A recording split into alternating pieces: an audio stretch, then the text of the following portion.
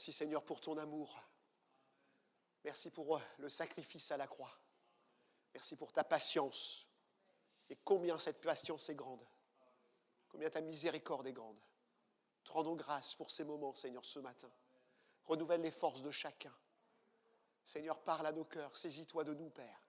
Donne-nous, Seigneur, la puissance qui vient de l'Esprit. Seigneur, afin d'être semblable à toi, d'être des témoins dans nos paroles, nos actions, semblables à toi dans la sainteté. Parce que l'Esprit nous conduit dans la sainteté. Parce que l'Esprit nous conduit dans les paroles. Parce que l'Esprit nous conduit dans les attitudes. Seigneur, merci pour ta bonté, Père. Ta fidélité ce matin. Au nom de Jésus. Amen. Amen. Gloire à Dieu. Vous êtes beaux. Je ne vous connais pas les filles devant là. Est-ce qu'il... Ah, yes. Pas moi. Est-ce qu'il y a des visiteurs ce matin?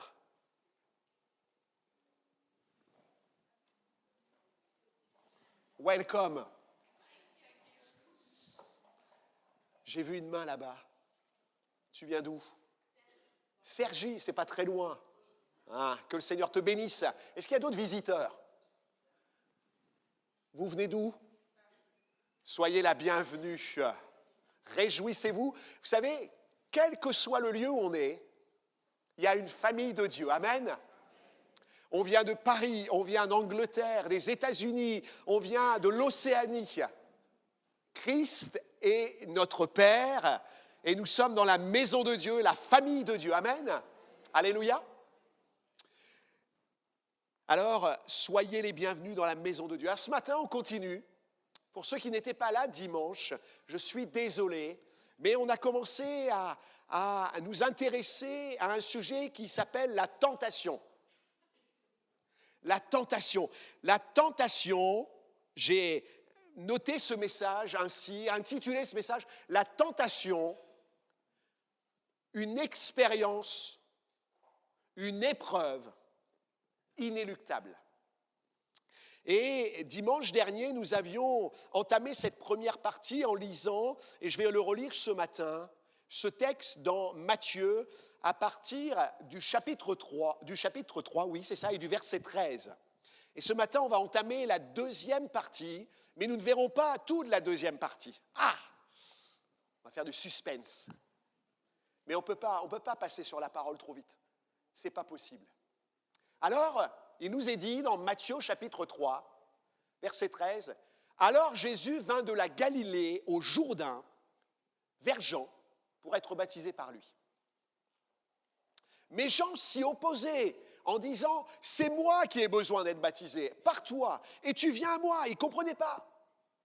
Jésus lui répondit « Laisse faire maintenant, car il est convenable que nous accomplissions ainsi tout ce qui est juste. » Et Jean ne lui résista plus. Dès que Jésus eut été baptisé, il sortit de l'eau. Et on voit là le baptême d'eau par immersion, c'est un pléonasme. Et voici les cieux s'ouvrirent, et il vit l'Esprit de Dieu descendre comme une colombe venir sur lui. Et voici, une voix fit entendre des cieux ces paroles, « Celui-ci est mon Fils bien-aimé, en qui j'ai mis toute mon affection. » Le chapitre 3 se termine ici. Et il y a ce « alors » qui vient comme solidifier, cristalliser notre regard ce matin. Alors, ou il pourrait être traduit, ce que je vous ai dit dimanche dernier, dès ce moment, Jésus fut emmené par l'Esprit dans le désert pour être tenté par le diable. C'est ce que nous avons vu dimanche. Le sceau spirituel de la tentation. Et c'est ce que nous avons partagé dimanche. Et ce message nous a amené à considérer que finalement Jésus nous a devancés dans ce domaine de la tentation. Il a été comme celui qui ouvre la voie, celui qui nous amène à avoir un regard sur lui dans l'exemplarité. Et nous avions noté que Jésus était un être spirituel précurseur. Il avait été baptisé, oint, et reçu le témoignage du Père. Ce qui fait que dès ce moment-là, il va être tenté. Et ce matin, peut-être que nous disons, mais moi je suis jeune converti, ben oui, mais tu es baptisé. Ou qu'un ancien dit, mais moi je suis âgé, donc si je pouvais éviter, non, tu es baptisé. Tu es oint du Saint-Esprit pour une majorité d'entre nous. Le Père témoigne que tu es enfant de Dieu. Il y a un saut spirituel dans la tentation. Et puis nous avions vu également que c'est l'Esprit qui va conduire Jésus. Nous, on ne cherche pas la tentation, à moins que on aille dans des chemins solitaires, seuls, amenés par nos convoitises. Jacques dira qu'être tenté, ce n'est pas péché, mais que c'est le fait de nous laisser amorcer par nos convoitises qui nous amène à la mort et au péché. Et puis nous avions vu qu'il y avait un environnement d'isolement. Il l'emmena au désert pour être tenté dans le désert par un auteur, le diable. Je ne reviendrai pas sur ce thème, je crois qu'il a été enregistré peut-être, je ne sais pas. Et ce matin, je voudrais m'arrêter à la suite, on continue notre lecture. Il fut emmené au désert par le diable, après avoir jeûné 40 jours et 40 nuits, il eut faim. Normal. Déjà, nous, au bout de demi-journée, on a faim. Le tentateur s'étant approché et lui dit, « Si tu es fils de Dieu, ordonne que ces pierres deviennent des pains. »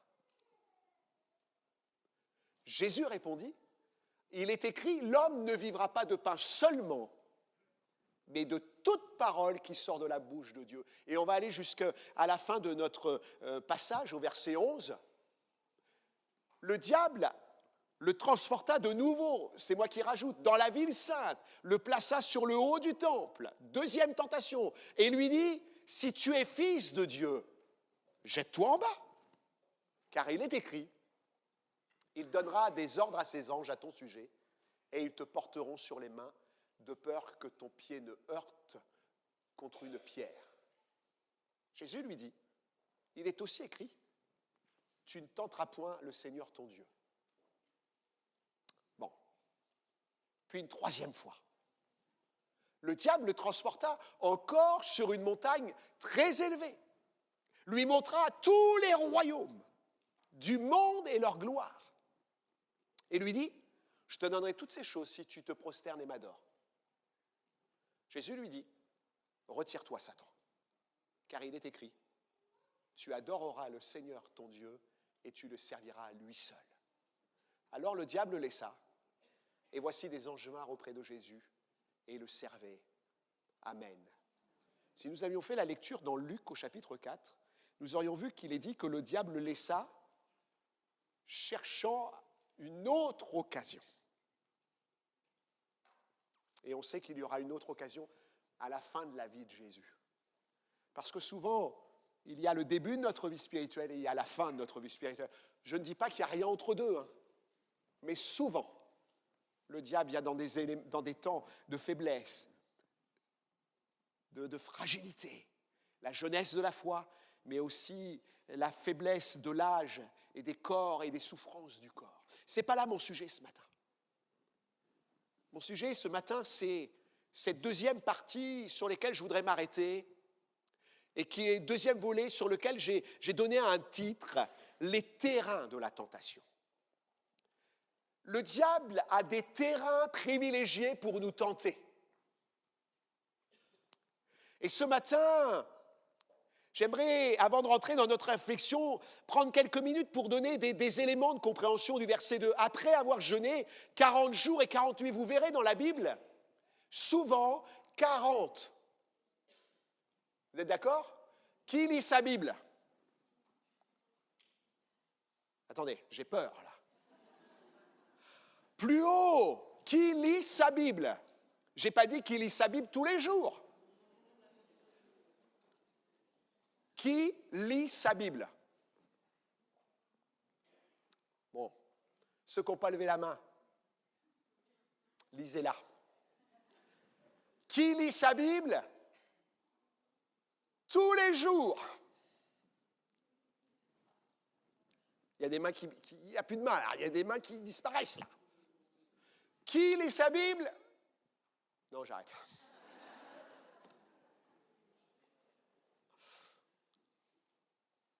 Et vous verrez, 40.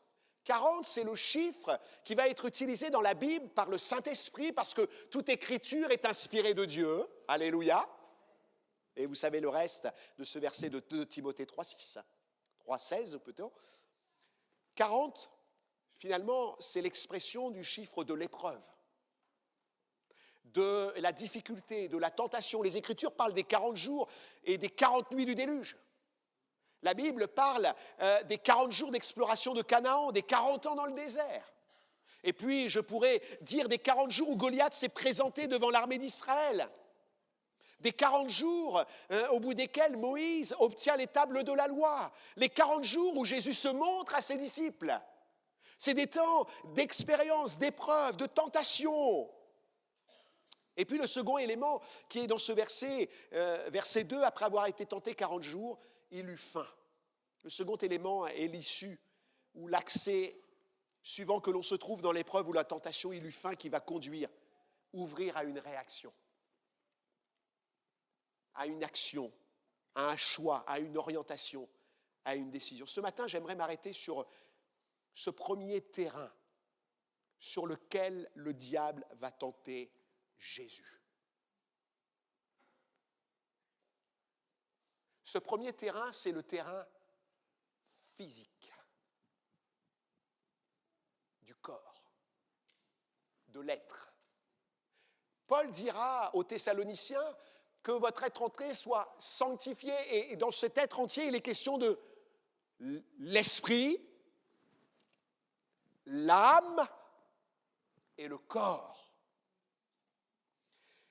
Et je me suis toujours interrogé pourquoi la Bible nous dit ce qui s'est passé dans le désert concernant la tentation de Jésus. Moi, je me dis, mais Seigneur, tu as quelque chose à nous dire là. Ta parole, elle n'est pas là de façon simplement scripturaire, historique, de façon à nourrir notre intellect. Non, elle est là pour nourrir notre cœur, notre esprit. Et je me suis dit, mais Seigneur, je ne comprends pas. Pourquoi il y a cette description de tes tentations, là, les 3 tentations. Le tentateur, verset 3, s'étant approché, lui dit, si tu es fils de Dieu, alors qu'il est dit précédemment, il eut faim. Il lui dit, eh bien, si tu es fils de Dieu, ordonne que ces pierres deviennent des pains. Le diable nous tente corporellement, physiquement, physiologiquement. Jésus est affaibli après 40 jours de jeûne. Il est fils de Dieu, mais pleinement homme. Mon frère, ma sœur, ce matin, tu es spirituel et physique ou charnel. J'aime pas le mot charnel parce que c'est le côté qui nous fait tomber dans... Mais tu es humain. Pince ton voisin. Non. Tu vas voir qu'il va réagir. Mais on est spirituel, mais on est humain. Je ne sais pas vous, mais quand j'ai faim, j'ai faim. Quand j'ai soif, j'ai soif. Et Jésus sort de ces 40 jours de jeûne et de prière. Il est confronté à un besoin physique, physiologique, et le diable vient essayer de le faire tomber. Jésus avait traversé de manière miraculeuse ces 40 jours. Vous savez qu'il y a une règle en médecine qui est une règle de base, c'est la règle des 3. Qui nous parle de ces périodes de jeûne, et le milieu médical dit qu'il est possible de survivre selon cette règle des 3. 30 jours sans manger. Au-delà, suivant les personnes, on meurt. Parce qu'on perd trop de protéines. 30 jours sans manger. 3 jours sans boire. 3 minutes sans respirer. C'est une règle en médecine qui est valable aujourd'hui. Et on voit que Jésus va dépasser les 40 jours. Va vivre 40 jours. de jeûne. Il y a un soutien spirituel de la part de Dieu dans ce temps-là, mais au moment où finalement il a faim, où arrive le terme, son corps réclame à manger. Parfois, nous concernant, nos cœurs réclament à manger, entre guillemets, autre chose que des nutriments. Parfois, notre corps réclame du sommeil. Parfois, notre corps réclame de l'affection, de l'amour. Pour les couples mariés, une envie d'aller vers l'autre. Notre corps a des besoins. Notre être a besoin d'aliments, de nourriture. Et nos corps ont faim d'autre chose, mais j'y reviendrai là-dessus. Le diable va alors interpeller Jésus en mêlant les deux natures dont je vous ai parlé. Qui est spirituel ce matin?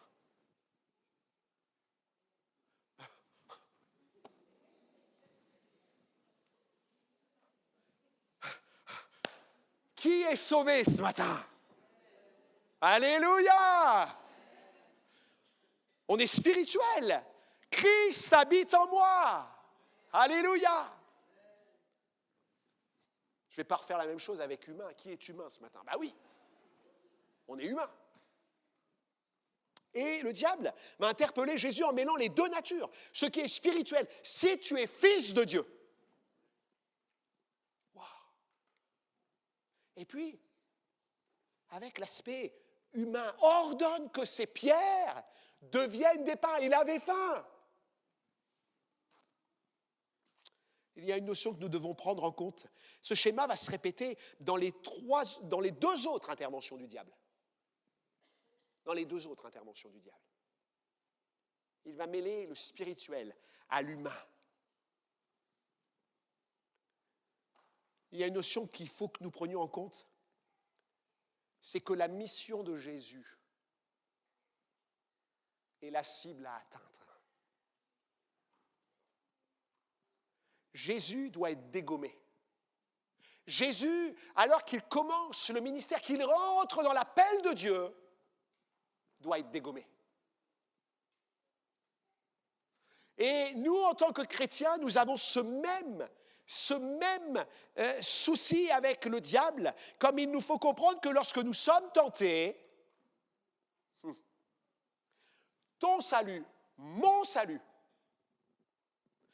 ton témoignage, mon témoignage, ton impact, mon impact est visé.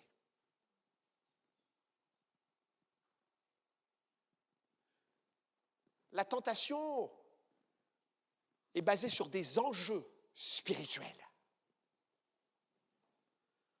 Les arguments que le diable va apporter sont d'ordre législatif, du droit, de la justice.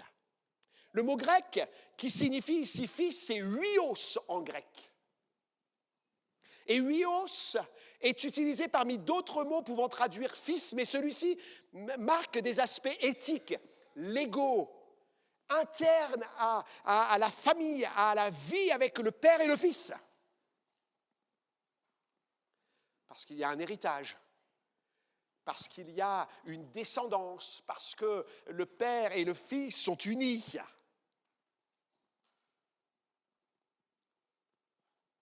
C'est ce que nous rapportent les traducteurs du grec. Le diable dit à Jésus, en paraphrasant, finalement, satisfais ton corps. Satisfais ton corps. Il avait faim. Si tu es fils de Dieu, si ton Père est le roi des rois, si il est celui qui t'a donné ce pouvoir sur la terre, satisfais ton corps. Donne à ton corps ce qui lui fait du bien. Utilise ton pouvoir. Vous vous rappelez que Jésus a dit ceci, tout pouvoir. Après la tentation, il l'a dit, mais il a vécu la tentation avant. Tout pouvoir m'a été donné dans le ciel et sur la terre, et je suis avec vous jusqu'à la fin du monde. Si a une notion, ici, le mot si a une notion de vérité fondamentale et pourrait se changer en puisque tu es le Fils de Dieu. Il n'y a pas d'hésitation à avoir. Ordonne. Tu as le droit. Tu es légitime. C'est ton corps. Je voudrais vous dire ce matin que si le diable a tenté Jésus de cette façon-là, physique, touchant son être physique, c'est parce qu'il voulait pousser Jésus au-delà de sa position de fils, au-delà de sa position de dépendance à son père, qui lui avait confié comme projet de sauver le monde, d'obéir, de suivre sa parole. Vous comprenez ? Et d'utiliser finalement, de pousser Christ à utiliser son pouvoir à des fins personnelles. Lui qui est appelé à être le pain de vie, Jésus. Je suis le pain de vie, dira-t-il. Celui qui vient à moi, écoutez bien, n'aura jamais faim. Et celui qui croit en moi n'aura jamais soif. Et finalement, lui qui est appelé à être le pain de vie finirait par régler ce pouvoir à ses propres besoins, se satisfaire lui-même, satisfaire son désir. Il y aurait alors une faillite, mon frère, ma sœur, dans la dépendance à Dieu. Le diable est tordu. Le diable est meurtrier dès le commencement. Le diable est menteur, père du mensonge. Et le diable va pousser Jésus en disant, si tu es le Fils de Dieu, tu as du pouvoir, alors utilise-le pour toi.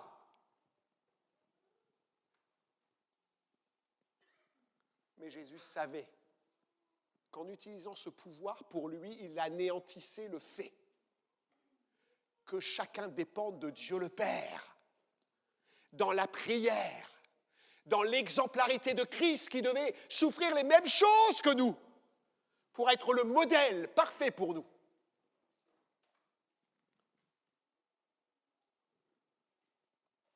Il y aurait eu faillite dans la dépendance à Dieu quant aux besoins, aux attentes, selon l'exemple que Christ lui-même doit démontrer. Je suis le pain vivant qui est descendu du ciel. Si quelqu'un mange de ce pain, il vivra éternellement. Et le pain que je donnerai, c'est ma chair que je donnerai pour la vie du monde. Le diable, en tentant Christ dans sa chair, anéantissait le fait qu'il devienne ce pain de vie. Anéantissant l'œuvre à la croix. Pour résumer, j'ai noté, le diable cherche par ce biais à détacher Jésus de l'autorité de son Père, de sa dépendance, de sa soumission. Jésus qui est appelé à être l'exemple dans cette position. S'il vient à tomber, ne peut plus représenter les hommes que nous sommes et ainsi poursuivre le chemin de la croix. Vous comprenez pourquoi Jésus a répondu ce qu'il a répondu. Mais j'y reviendrai dans un troisième volet. Parce que Dieu nous donne autorité en Jésus. Dieu nous donne des réponses face à la tentation. Et nous le verrons ultérieurement. Mais je voudrais décrypter ça avec vous. Vous comprenez ? Parfois on se dit, mais Seigneur, il avait le droit de manger lui aussi. Mais non. Le pouvoir qu'il utilisait allait détruire le salut qui était programmé en lui pour qu'il soit le pain de vie en nous et que nous nourrissions de lui. Il aurait fallu qu'il réponde à tous les besoins des hommes finalement. De façon comme ça, instantanée. Il n'y aurait plus besoin de dépendance.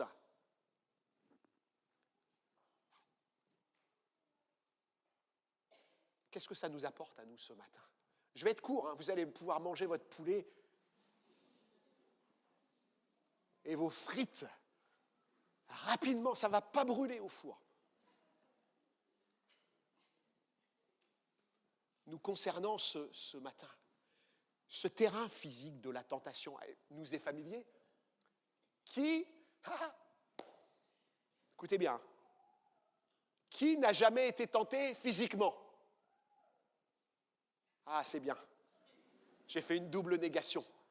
Vous avez compris que... Qui a été tenté physiquement? Qui est tenté physiquement ce matin? Ah, j'ose pas le dire. On peut être tenté. Tenté physiquement parce qu'il y a la maladie, il y a la souffrance, il y a des envies, il y a de la colère. On voudrait bien tenter physiquement. Au-delà de l'aspect nutritionnel que Jésus avait faim, et parfois on a faim parce qu'on n'a pas les moyens, parce qu'on n'a pas l'argent, parce qu'on a une difficulté financière, on a faim. Peut-être que quelqu'un a faim ce matin et est tenté d'aller voler, tenté de se fâcher contre Dieu. Vous savez, le psalmiste disait, dans une prière, je paraphrase parce que j'ai plus le texte en tête, il dit « Seigneur, ne me donne pas trop pour que je te renie, mais ne me donne pas moins de façon à ce que je sois en colère contre toi. Donne-moi le nécessaire. » Parfois, dans nos corps, il y a des besoins physiques parce qu'il n'y a pas l'argent.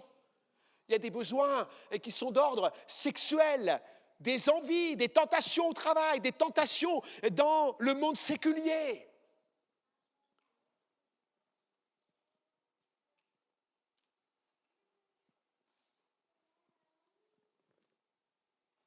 Je sais, par déontologie pastorale, d'échange avec Gilbert,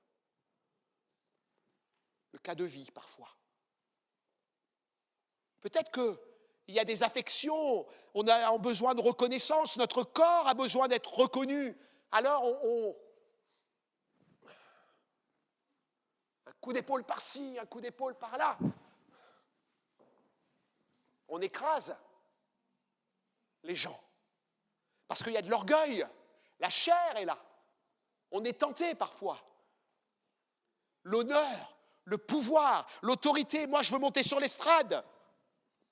Ça s'appelle l'estradite. C'est une maladie inflammatoire de l'orgueil, l'estradite. Il y a la louangite parfois. Je veux chanter.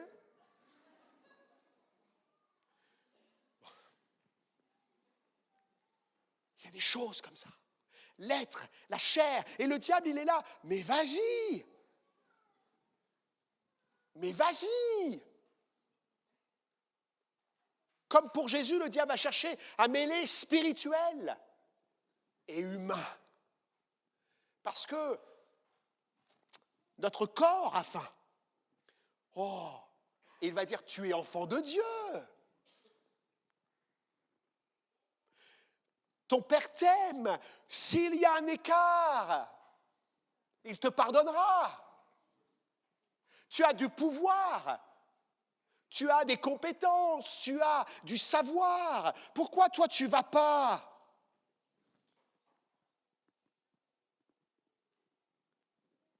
Pourquoi tu ne vas pas? Tu sais, Dieu t'a donné un corps. C'est pour toi, c'est ton corps. Et dans le monde aujourd'hui, et même dans l'Église, il y a ce message qui est véhiculé. C'est mon corps. Je suis un être qui est un corps, mais j'ai mon esprit. Et je peux faire ce que je veux avec mon corps, tant que mon esprit est à Dieu. C'est une doctrine aujourd'hui dans nos églises. C'est une doctrine. Mon corps n'a rien à voir. De toute manière, quand je vais au ciel, ce n'est pas mon corps qui y va. C'est une doctrine dans nos églises. On détache le corps de l'être entier que nous sommes pour vivre que du spirituel. Mon corps, ce n'est pas grave, il peut être souillé. Il peut faire ce qu'il veut, il peut avoir son orgueil, sa position, sa fierté, son pouvoir. Ce n'est pas grave, c'est ce qui compte, c'est mon esprit. Non. Non. Non, mon frère, ma sœur. Non, jeune homme, jeune fille. Non. La tentation du diable, elle est pernicieuse. Paul a déclaré aux Corinthiens, ne savez-vous pas que votre corps est le temple du Saint-Esprit?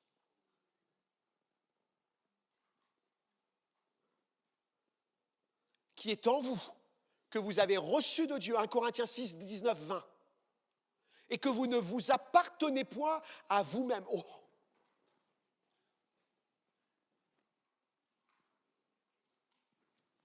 Vous savez que mari et femme, votre corps appartient à votre conjoint? Vous vous rappelez de ce texte? C'est écrit dans la Bible. Hein? Mais avant toute chose, il appartient à Dieu. C'est lui qui l'a créé, c'est lui qui l'a modelé. Il est dit, vous ne vous appartenez point à vous-même, car vous avez été rachetés à un grand prix. Glorifiez donc Dieu dans votre corps et dans votre esprit qui appartiennent à Dieu. Et si j'avais lu les versets qui précèdent, il est dit, ne savez-vous pas que vos corps sont des membres de Christ? C'était une petite introduction que j'ai faite ce matin dans la prière.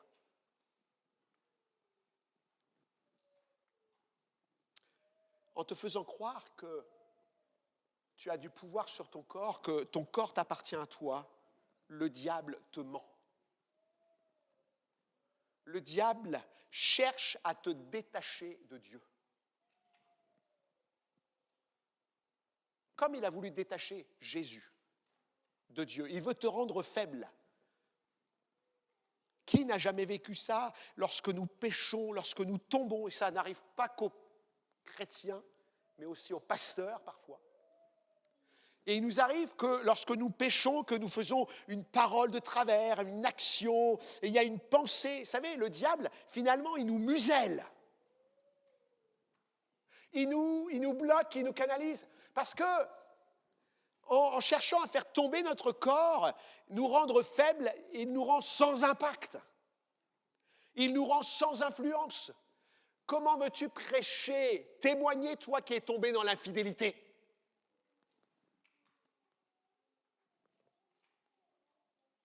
Comment veux-tu être un exemple si ta vie n'est pas conforme à la parole de Dieu? Tu as ton costume du dimanche, dans la semaine on t'entend avec des gros mots. La chair, l'humain, le charnel, ou alors des colères, ou alors une attitude orgueilleuse avec le personnel, avec tes employés, ou avec tes collègues de travail, l'orgueil. La vanité, si tu pouvais écraser ton collègue, le diable veut nous faire tomber. Et rendre notre impact dans la société, rendre notre influence dans le monde nulle, non avenue. C'est ce qu'il a voulu faire en Jésus et c'est ce qu'il nous laisse comme exemple pour nous ce matin.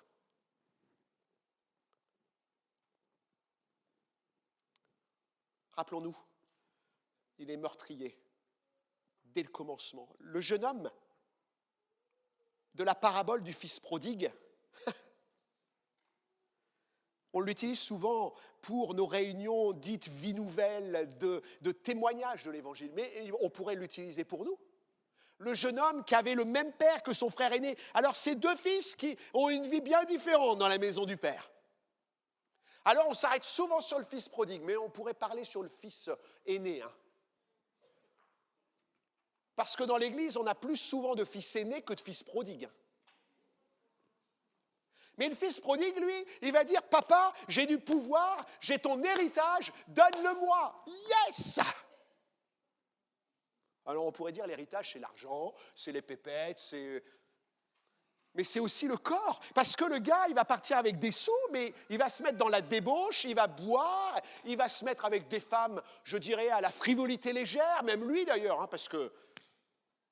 Et puis, finalement, il a du pouvoir.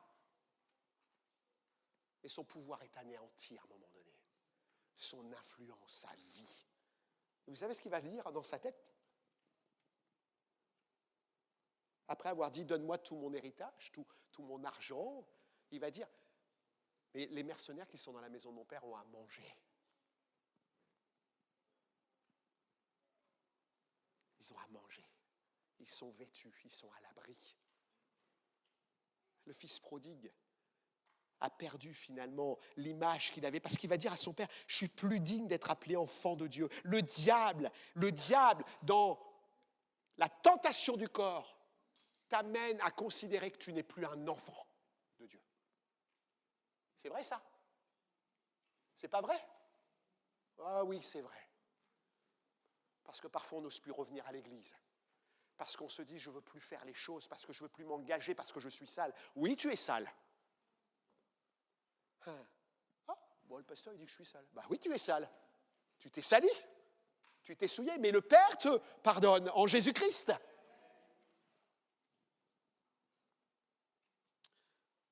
Alors, j'ai fait une petite annotation. Je pense à l'équipe de rugby, là. Vous aimez le rugby?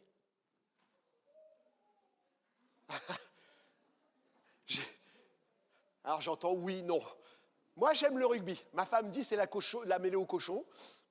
Parce qu'ils s'accrochent, ils se mettent la tête là. Moi, j'aime le rugby, c'est un sport. On se frotte, c'est bien. Et je pensais au rugby et je regardais, il y avait un petit reportage sur un petit club, un club qui avait 50 ans. Et il parlait de l'éponge magique. L'éponge magique, quand il y a un bobo, il y a eu un coup, on met une éponge qui est bien froide. Vous connaissez l'éponge magique aussi pour la maison? Vous savez, l'éponge blanche, là, vous passez sur le mur, ça enlève toutes les taches. Vous ne savez pas comment. Je voudrais dire à quelqu'un ce matin, ton corps appartient à Dieu. Si tu t'es souillé, tu peux venir à Jésus, il te pardonne. Alléluia. 1 Jean 1,9. Il est fidèle et juste pour nous pardonner nos péchés. Mais Jésus n'est pas une éponge magique. Jésus n'est pas l'éponge que tu vas utiliser toutes les 5 minutes. En disant, mon corps m'appartient, je vais vers Jésus, il va me nettoyer. Non. Il y a un moment donné, quand tu sais les choses, quand tu as appris les choses, quand Jésus t'a pardonné, t'a aimé en disant, tu as péché contre moi, rappelle-toi.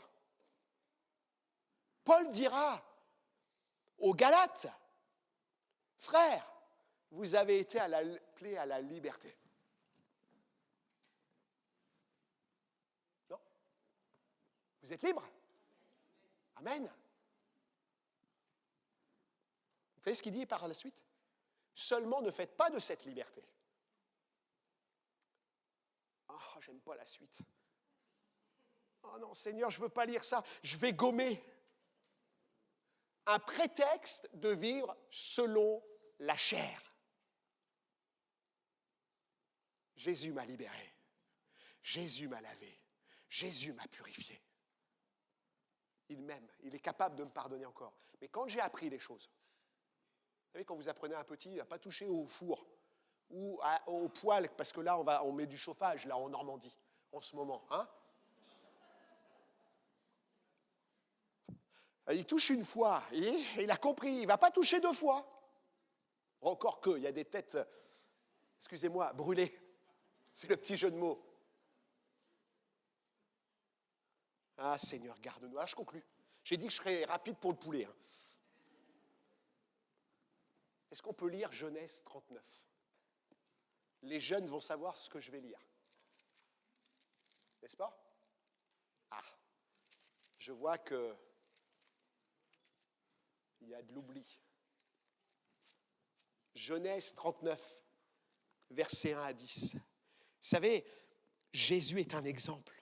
Jésus nous amène à considérer, alléluia, qu'il est le précurseur, celui lequel nous devons suivre. Il avait été tenté dans son corps, mais il a résisté, alléluia. Et Genèse 39 nous dit qu'il y a un type de Jésus en Joseph. Joseph est un type de Jésus. C'est un homme qui annonce la venue du libérateur. Et Joseph, en Égypte, va descendre dans la maison de Potiphar, nous est dit dans ce verset. Officier de Pharaon, chef des gardes. Il l'acheta des Ismaélites qui l'avaient fait descendre. Joseph était chargé d'un projet de Dieu. Mon frère, ma sœur, tu es chargé d'un projet de Dieu. Dans ta génération, dans ta famille, dans ta maison, Joseph avait un projet de la part de Dieu. Joseph est dans la maison de Potiphar. Et le verset 2 nous dit, l'Éternel fut avec lui. Ça a été prêché aux jeunes, j'espère qu'ils s'en rappellent. La prospérité l'accompagna. Parce que Dieu bénit. Il habitait dans la maison de son maître, l'Égyptien. Son maître vit que l'Éternel était avec lui, que l'Éternel faisait prospérer entre ses mains tout ce qu'il entreprenait. Mon frère, ma sœur, tu es une bénédiction dans le monde. Tu t'en rends pas compte. Mais là où tu es, tu brilles. Là où tu es, tu donnes de la saveur. Vous ne pouvez pas savoir. Je voudrais que vous preniez conscience de ça. Et il trouva grâce aux yeux de son maître, l'employa à son service, l'établit sur sa maison, lui confia tout ce qu'il possédait. Christ a confié la vie. Christ a confié l'esprit. Christ a confié sa parole. Tu es un Joseph, une Joséphine. Dès que Potiphar l'eut établi sur sa maison et sur tout ce qu'il possédait, l'Éternel bénit la maison de l'Égyptien à cause de Joseph. Et la bénédiction de l'Éternel fut sur tout ce qui lui appartenait, soit à la maison, soit au champ, partout. Partout, partout, partout. L'Église est une bénédiction. Et le diable veut la faire tomber. Pourquoi il ferait tomber son époux et pas son épouse? Pourquoi il ferait tomber Jésus et pas son épouse?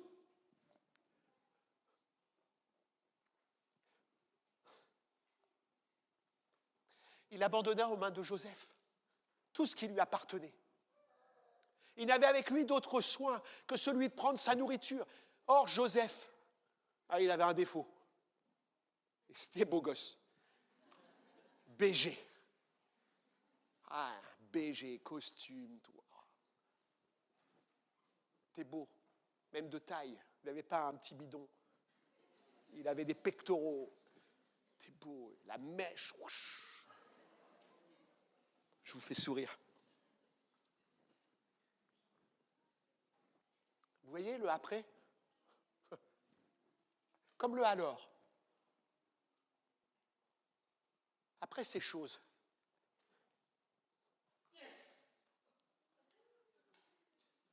Non, il n'a pas éternué. Il arriva que la femme de Joseph, de son maître, porta les yeux sur Joseph. Il y a toujours un grain de sable. Il y a toujours un problème quand tu vas bien avec Dieu. Il y a toujours un problème. Parce qu'il sait que tu es baptisé d'eau, baptisé du Saint-Esprit, que le Père a un témoignage. Il y avait un témoignage de Potiphar sur Joseph. La femme du maître porta les yeux sur Joseph et dit, couche avec moi. Je suis tout seul. J'aimerais bien me marier.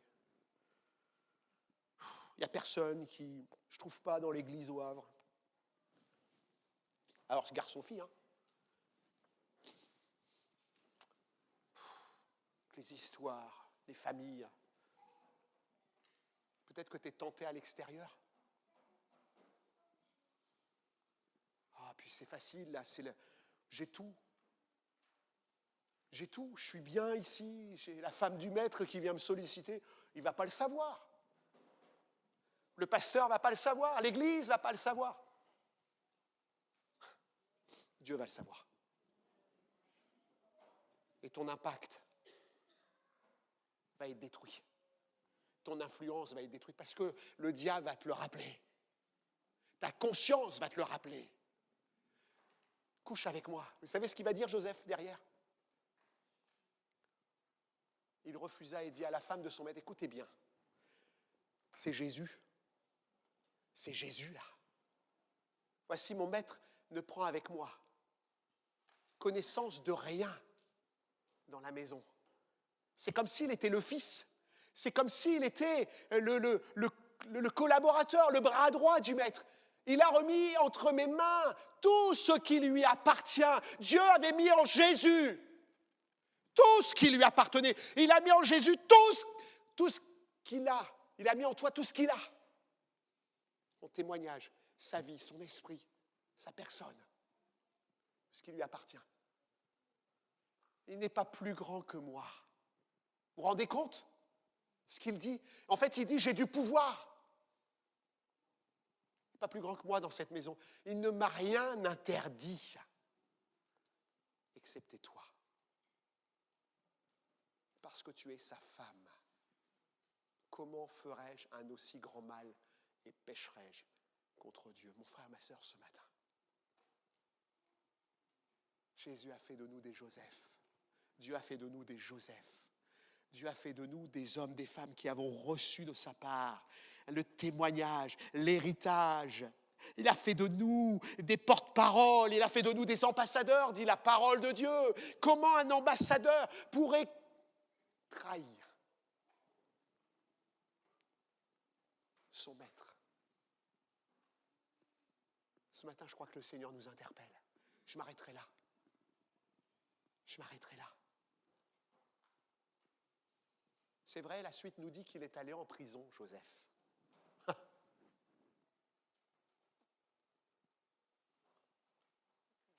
Qu'est-ce que vous attendez de l'obéissance à Dieu? D'être glorifié? D'être aimé? D'être apprécié? Oui, il y a des gens qui vont apprécier parce que vous allez leur témoigner et ils vont changer de vie. Mais Joseph est tombé en prison. Mais Joseph, finalement, ce n'est pas la prison qui compte. C'est la suite en la prison. Il va encore servir. Il va encore être en bénédiction. Et vous savez, de la prison, il va monter second du royaume d'Égypte. Parce que s'il avait succombé à la femme de Potiphar, le projet de Dieu était anéanti. Ce matin, je dis à quelqu'un, ne te laisse pas tenter. Prends ce message comme un message pour ta vie. Parce que Dieu a un plan pour toi. Parce que Dieu a un projet pour toi. Quand je me suis fiancé une des premières fois, je pensais être sur la bonne voie. Mais si j'étais resté dans cet amour qui me semblait spirituel, mais plutôt humain, je n'aurais pas rencontré mon époux, je n'aurais pas servi Christ. Il y a des choix dans nos vies. Il y a des choses humaines dans nos vies qui nous font décaler du projet de Dieu, qui nous font anéantir du projet de Dieu. Je voudrais qu'on prenne quelques minutes ce matin pour prier dans nos cœurs. On peut baisser nos fronts, on peut s'examiner quelques minutes. Seigneur, j'aime ta parole. Elle est merveilleuse, elle nous fait découvrir des trésors. Elle nous fait découvrir les compréhensions des enjeux spirituels. On pourrait dire, Seigneur, mais c'était quelques pains. Il aurait pu prendre ces pains, non. Parce qu'en cela, il se détachait de ton autorité. Il se détachait de son projet, de bénir, d'être le pain de vie pour les autres. Il aurait satisfait à ses propres besoins. Et parfois, Seigneur, et le diable voudrait que je satisfasse mes propres besoins. Mon désir de pouvoir, mon désir charnel de faire une expérience sexuelle, mon désir d'avoir des positions élevées, de l'autorité. Seigneur, garde-moi, garde-nous dans notre cœur. Garde l'Église de tomber dans le charnel, dans l'humain, dans les péchés physiques, les péchés matériels, les péchés personnels, afin qu'elle paraisse devant toi, qu'elle brille, Seigneur, que ton épouse te ressemble. Seigneur, je comprends pourquoi tu veux que l'épouse soit belle.